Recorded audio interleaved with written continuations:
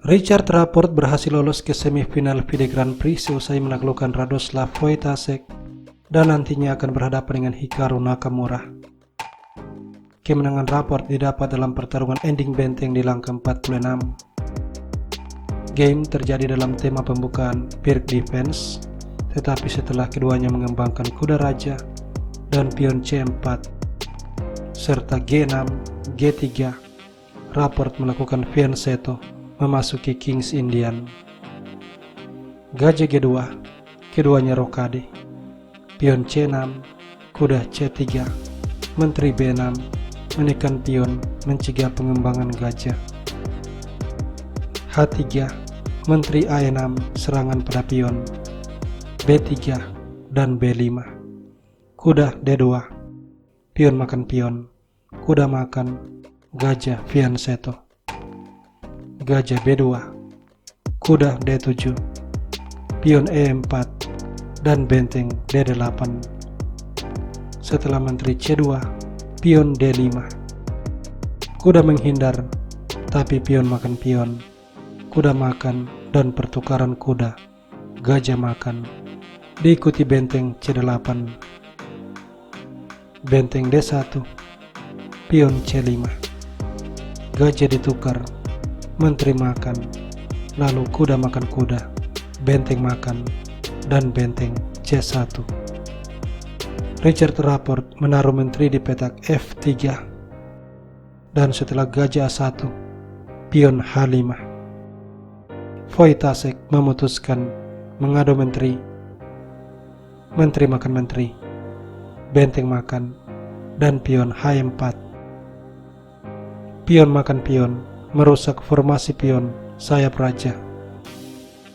Selanjutnya, Rapport menaruh benteng di petak D5, pion B4, dan dia melewatkan pion, menciptakan pion bebas.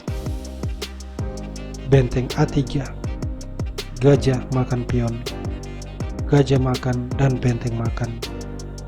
Setelahnya, benteng makan pion, tapi C3. Benteng kembali makan pion, C2. Raja bergerak, dan benteng makan pion.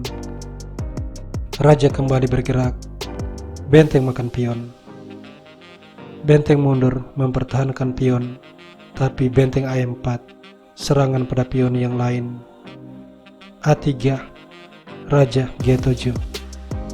Raja D2, benteng F4, F3, dan benteng C4, benteng B3, lalu benteng C5, A4, dan raja H6, benteng A3, kemudian raja G5. Pada langkah 40, kesalahan fatal diperbuat oleh Radoslav Wojtaszek, yaitu benteng A2. Ini membuat rajanya berada dalam bahaya karena diserang oleh benteng, yaitu benteng D5 skak, raja E3, benteng skak, raja F2, dan benteng D2 skak. Raja tidak bisa mundur ke baris pertama, dia terpaksa harus maju ke baris ketiga. Rapport kemudian menaruh benteng di petak E2, langsung mengancam skakmat. Pion F4 skak dimainkan, tapi setelah raja digeser ke petak F5, Wojtaszek justru melakukan blunder dengan benteng B2, membuat rajanya terkena skakmat setelah benteng D3 skak, raja H4, dan pion G5 skak. Sampai di sini Wojtaszek menyerah karena melihat kelanjutan. Jika raja H5, benteng makan pion, skakmat.